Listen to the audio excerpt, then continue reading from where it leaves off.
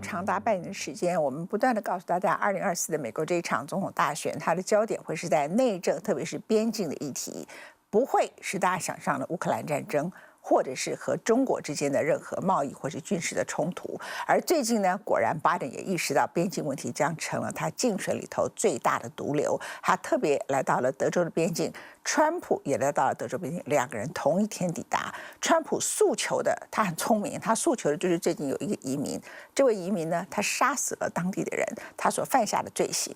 而拜登呢，则控诉说，整个共和党没有通过他所需要的整个移民边境的管理办法。整体而言，边境问题是对美国的共和党绝对有利的。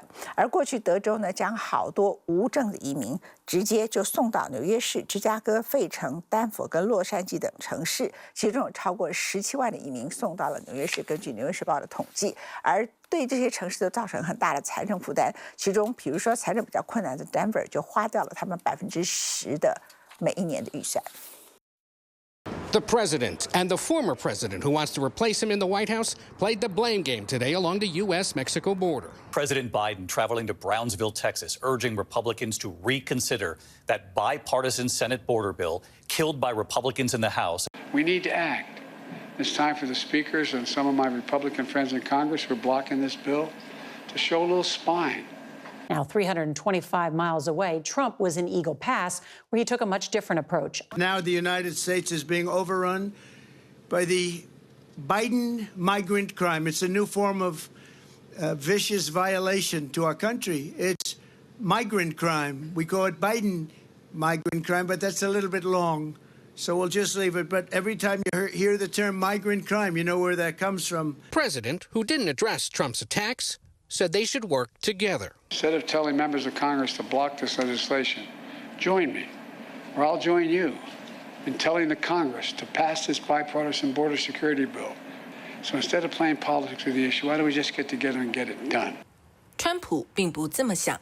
Republicans are blocking the bill under pressure from Donald Trump, who wants to deny Biden the win so he can run on immigration himself. After a record number of illegal crossings last year, President Biden, who toured the border in Brownsville, Texas, is trying to show he's addressing an issue that more than 60% of voters call a very serious concern. You think Donald Trump would protect the border better than the Biden administration currently is? I think anybody would protect the border better than the Biden administration, regardless of who that is, truthfully. 其中很大的原因是源源不绝的移民已经快要拖垮各州财政。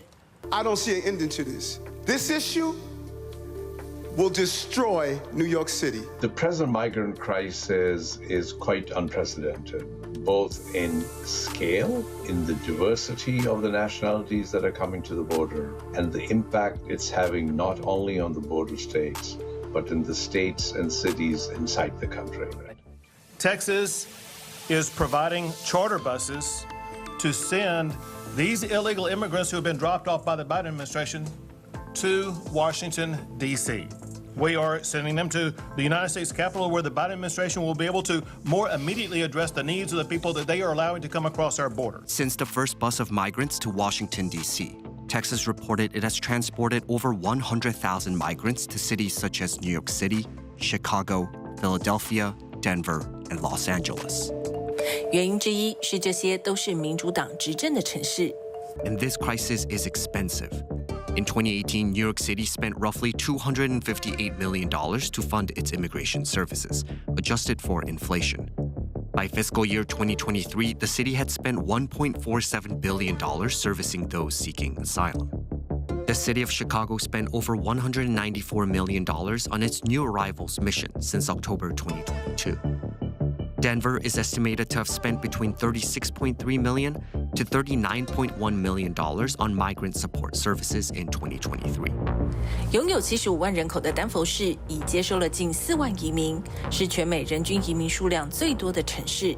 纽约时报估算，如果在无证移民上的支出继续保持目前每周350万美元的速度，这场危机在2024年可能会占去丹佛1.8亿美元，约合年度预算的10%或更多。